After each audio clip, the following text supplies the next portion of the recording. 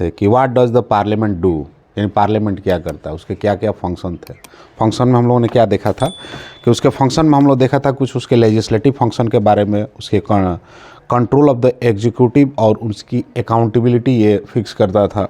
इसके बाद financial function को हम लोग देख रहे थे। इसके बाद हम लोगों ने क्या देखा था, representations, debating functions, constitutions functions, electoral functions और जुडिशियल फंक्शंस। ये सारे फंक्शन हम ऑलरेडी क्या कर चुके हैं, पिछले क्लास में देख चुके हैं कि ये किस तरह से इसके पार्लियामेंट के फंक्शंस होते हैं, डिबेटिंग करना, फाइनेंशियल, इलेक्शंस, ये सारे हम फंक्शन देखे थे। आज हम लोग क्या देखेंगे कि कुछ फंक्शन के बाद हम लोग देखते हैं कि पार्लियामेंट के पास कुछ पावर्स होते हैं, और ये पावर को हम लोगों ने क्या किया है, पावर को हम लोगों ने हॉरिजॉन्टली डिस्ट्रीब्यूट किया हुआ है। आपने देखा होगा कि पावर जब शेयरिंग होता है तो पावर शेयरिंग में हमने स्टेट के लिए अलग सब्जेक्ट रखा है, सेंटर के लिए अलग रखा है, और कुछ ऐसे पावर है जो हम लोगों ने किस में रख दिया है, कॉन्करेंट लिस्ट में रखे हैं। जैसे आप देखेंगे सेंटर के पास ऑलमोस्ट 100 सब्जेक्ट्स होते हैं, जबकि आपके स्टेट के पास कितने, लगभग 53 या 56 के आसपास है, ठीक है, और कॉन्करेंट लिस्ट में होते हैं। यानी ये जो पावर का जो डिस्ट्रीब्यूशंस किया गया है, ये पावर का डिस्ट्रीब्यूशन इसलिए किया गया है ताकि कोई भी एक दूसरे को ओवरलैप ना कर पाए और हमारी जो डेमोक्रेसी एक स्मूथली क्या करे, रन कर सके, जिसमें स्टेट और सेंटर के बीच कोई भी कन्फ्लिक्ट ना रहे, ठीक है। इसलिए हम लोगों ने क्या किया है, पावर को डिस्ट्रीब्यूट किया है, ठीक है। इसके बाद हम लोग देखते हैं कि ये जो पावर डिस्ट्रीब्यूशंस है, जिसमें आप देखेंगे कि सेंटर में आपको बाईकैमरल हम लोगों ने चूज किया था, पार्लियामेंट्री सिस्टम को बाईकैमरल रखे। स्टेट में भी बाईकैमरल्स 6 स्टेट ऐसे इंडिया के जिसमें बाईकैमरल वर्क करता है। तो बाईकैमरल में आप देखेंगे लोकसभा और राज्यसभा।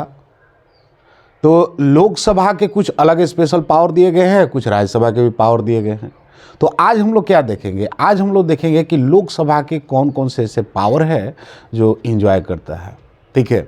इसके बाद हम लोग देखेंगे राज्यसभा का, ठीक है, कि राज्यसभा किस तरह से वर्क करती है और किस तरह से वर्क नहीं करती है। तो power of the Lok Sabha, power of Lok Sabha में आप क्या देखेंगे कि makes law on the matter including the union list and concurrent list. अभी बताएं कि लोकसभा के पास क्या होता है, पावर होता है ना, कि वो जो है यूनियन लिस्ट पर जितने लगभग 100 है सब्जेक्ट, 100 सब्जेक्ट्स पे क्या कर सकता है, वो रूल्स एंड लॉ बना सकता है, ठीक है। कॉन्करेंट लिस्ट को लेकर कन्फ्यूजन भी होता है बहुत सारे लोग। कॉन्करेंट लिस्ट वैसे सब्जेक्ट है जिस पर दोनों लोग बना सकता है लॉ, चाहे वो स्टेट हो चाहे सेंटर हो। लेकिन एक बात क्लियर है कि अगर स्टेट लिस्ट पर कॉन्करेंट लिस्ट पर सेंटर भी लॉ बना देता है और स्टेट भी लॉ बना देता है, तो उस केस में सेंटर जो लॉ लाया है, एक ही सब्जेक्ट पर दोनों बना रहे हैं, तो जो सेंटर लॉ लेकर आया है उसको क्या कर दिया जाएगा, वैलिड कर दिया जाएगा, और स्टेट को नॉन वैलिड कर दिया जाएगा। ये बात समझ में आ रहा है कि नहीं। एक ही सब्जेक्ट पर अगर स्टेट भी लॉ बना रहा है, सेंटर भी लॉ बना रहा है कॉन्करेंट लिस्ट में, तो उस केस में हम क्या करेंगे कि सेंटर का जो लॉ बना है उसको वैलिड हो जाता है और स्टेट का जो लॉ है वो इनवैलिड हो जाता है। ये बात ध्यान देना होगा। फिर कह रहे हैं कि कैन भी introduce and enact the money और नॉन मनी बिल्स। बिल्स भी आपके दो टाइप्स के होते हैं, एक मनी बिल्स होता है, दूसरा नॉन मनी बिल्स होता है। मनी बिल्स क्या होता है, डायरेक्ट वो लोकसभा में आता है, ठीक है। इस पर जो भी डिस्कशंस और डिबेट करना है वो लोकसभा के पास ज़्यादा अथॉरिटी रहता है कि उसमें कोई भी चेंजेस कर सकता है। जबकि ये बिल जब राज्यसभा में जाता है तो राज्यसभा इस पर कुछ भी नहीं कर सकता है, सजेशन दे सकता है और इसको 14 डे तक होल्ड करके रख सकता है। ज़्यादा से ज़्यादा अगर डिले करना होगा इस मनी बिल पर, जब डिस्कशन करने के लिए जाएगा तो 14 डे तक उसको क्या कर सकता है, डिले कर सकता है। आफ्टर 40 डे इसको मान लिया जाता है कि मनी बिल क्या हो गया, पास हो गया, ठीक है। तो और दूसरा क्या होता है, नॉन मनी बिल्स, यानी जो मनी से रिलेटेड नहीं होता वो नॉन मनी बिल के अंदर ही आएंगे। आप बहुत सारे देखेंगे कि जैसे जीएसटी क्या बोलते हैं, सॉरी जीएसटी नहीं, जैसे EWS का जो लाया गया था ना, तो वो सब किसके अंदर आता है, नॉन मनी बिल के अंदर आता है। इसके बाद सेकंड है कि approval proposal for the taxation budget and annual financial statement. अभी जो मैं बात कर रहा था कि जो बजट हो, टैक्सेशन हो, फाइनेंशियल एनुअल फाइनेंशियल स्टेटमेंट हो, वो किस में प्रपोजल आता है, कौन अप्रूव करता है, तो इसको ये लोकसभा ही क्या कर सकती है, लोकसभा ही अप्रूव करती है। नेक्स्ट है कि control the executive by asking question, supplementary question, resolutions and motion through no confidence motions. ध्यान दें कि ये जो है एग्जीक्यूटिव को कंट्रोल करता है, एग्जीक्यूटिव को कंट्रोल करता है। कैसे, तो ये जो है जो भी क्वेश्चन पूछे जाते हैं, आस्किंग क्वेश्चन, सप्लीमेंट्री क्वेश्चन, जैसे आप क्वेश्चन पूछे उसके एवज में दोबारा जो भी क्वेश्चन क्रॉस क्वेश्चन किया जाता है वो, या रिजोल्यूशंस की कोई रिजोल्यूशंस को पास करना, या फिर no confidence motion. No confidence motion कब लाता है, जब गवर्नमेंट के पास जो है जितनी उसको मेजोरिटी चाहिए उससे कम लगता है, तो अपोजिशंस का कोई भी पार्टी क्या कर सकता है, नो कॉन्फिडेंस मोशंस लाता है।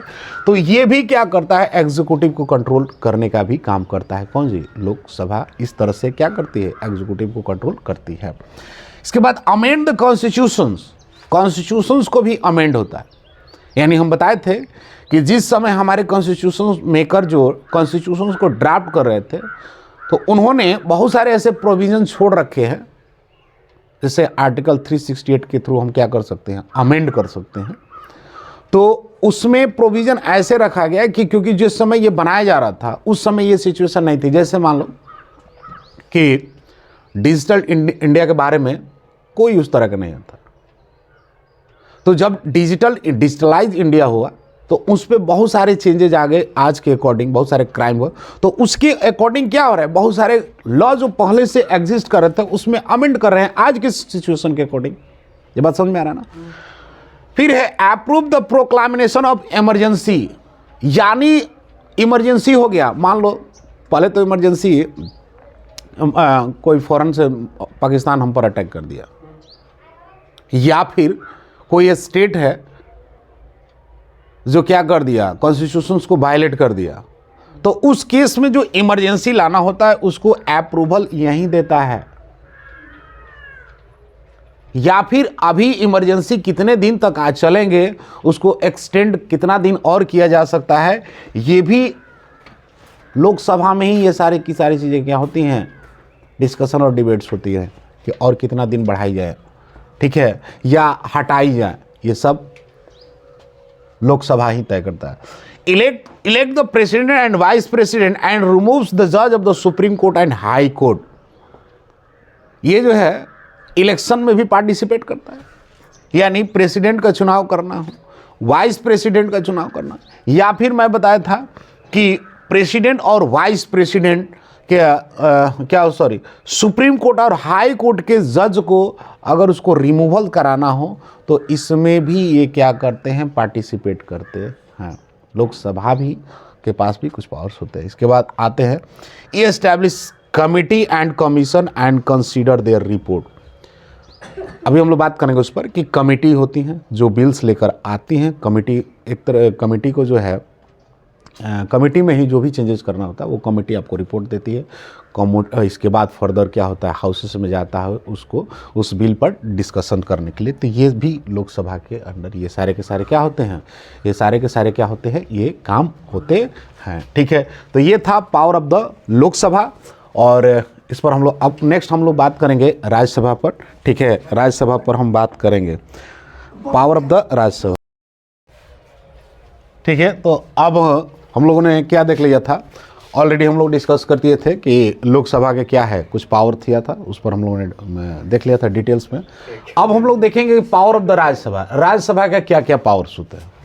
ठीक है, तो राज्यसभा क्या है कि consider and approves the non money bills and suggest amend to the money bill. यानी आपका नॉन मनी बिल्स होते हैं वो भी राज्यसभा के अंदर आते हैं, यहाँ से अप्रूवल्स होते हैं। और यहाँ से अप्रूवल्स होने के बाद सपोज करो कि अगर कोई भी बिल्स जो है पहले लोकसभा में उसको लाया गया हो और फिर यहाँ से राज्यसभा में आता है, और राज्यसभा से जब अप्रूवल्स हो जाते हैं तो ये बिल्स लॉ या एक्ट बनने के लिए फिर कहाँ पर चला जाता है, राष्ट्रपति के पास। और जैसे ही प्रेसिडेंट हमारे क्या करते हैं, उसको साइन कर देते हैं, तो वो बिल क्या बन जाता है, लॉ या एक्ट बन जाता है। ठीक है, तो ये भी क्या करता है, अप्रूवल्स देता है। किस में, लेकिन अप्रूवल्स ये किस में देगा, अप्रूवल्स और कंसीडर किस पर करता है, ध्यान देना है, ये केवल नॉन मनी बिल्स पर ही कर सकता है। ठीक है, किस पर, नॉन मनी बिल्स पर ही कर सकता है।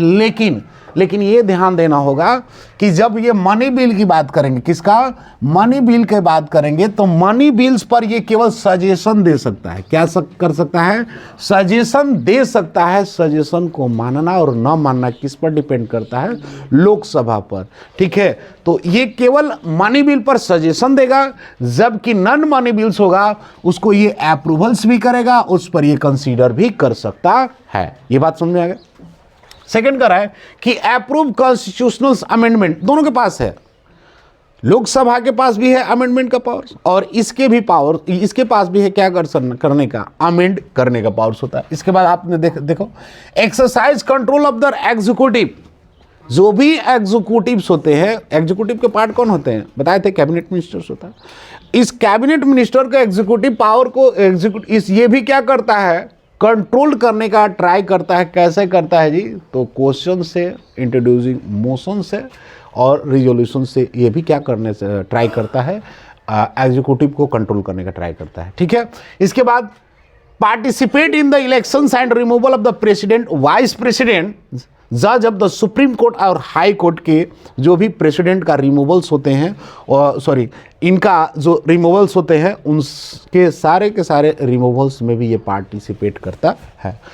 याद रखना है, नोट में हम लिखे हैं कि नोट में कि जब हमको वाइस प्रेसिडेंट का रिमूवल्स करना हो, किसको, जब हमको वाइस प्रेसिडेंट को रिमूवल्स करना होता है, तो वाइस प्रेसिडेंट का रिमूवल पहले तो ये जानो किस बेस पर होगा, तो जब वो कॉन्स्टिट्यूशन को वायलेट करेंगे उस केस में इनका रिमूवल्स होगा। जब भी रिमूवल्स होगा तो उसका जो इनिशिएट होगा, मतलब उसमें जो शुरुआत करना होगा रिमूवल्स का प्रोसेस, ठीक है, उसको कहां पर करना पड़ेगा, तो केवल और केवल कहां पर होता है, राज्यसभा के अंदर ही हो सकता है, लोकसभा में नहीं होता। इनिशिएट हमेशा कहां होगा, यहीं पर होगा, राज्यसभा के अंदर होता है। ठीक है, और यह भी मालूम होना है कि राज्यसभा का जो हेड कौन होता है, हेड कौन होता है, हेड होता है वाइस प्रेसिडेंट। ठीक है, वाइस प्रेसिडेंट, और वही इसका क्या होता है, हेड ही होता है। ठीक है, वो ऑटोमेटिक हो जाता है। ठीक है ना।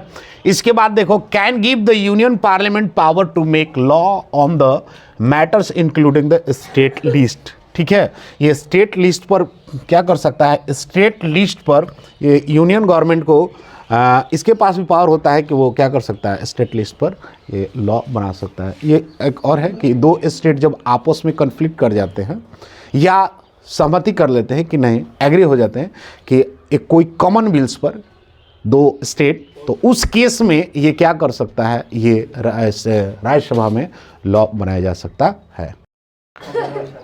नेक्स्ट हम लोग क्या देखेंगे, स्पेशल पावर ऑफ, ये क्या है, स्पेशल कुछ पावर भी क्या किया गया है, हमारे दोनों हाउसेस को दिया गया है, चाहे वो लोकसभा हो चाहे वो राज्यसभा हो।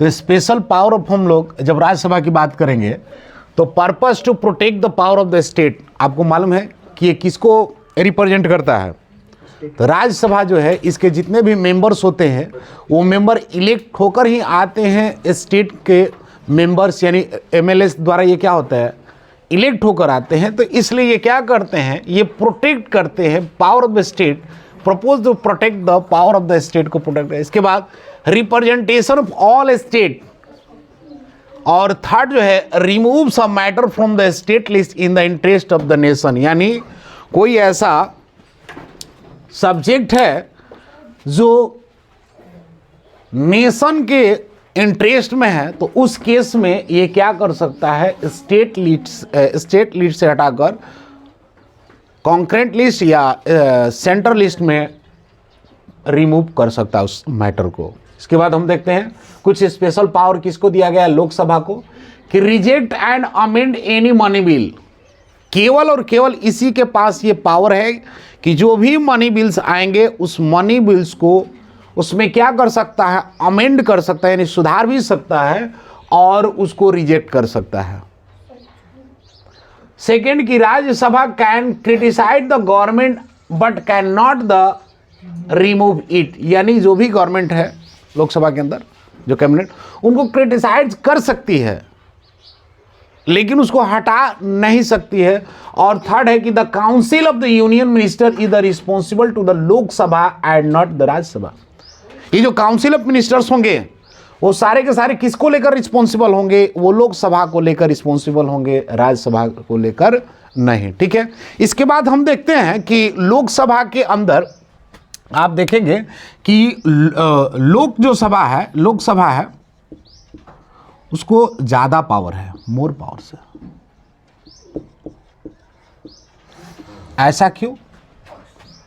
ऐसा क्यों है? कोई बता सकता है कि Rajya Sabha can criticise but government को वो हटा नहीं सकती है। क्यों नहीं हटा सकती है? तो राज्यसभा जो है वो क्रिटिसाइज कर सकती है लेकिन गवर्नमेंट को हटा नहीं सकती है। गवर्नमेंट को किसको हटाने के पास पावर है जी? गवर्नमेंट को हटाने का पावर जो होता है इंडियन सिटीजन्स को दिया गया है ना, वो इलेक्शंस के थ्रू ना हटा सकते हैं, ऐसे नहीं हटा सकते।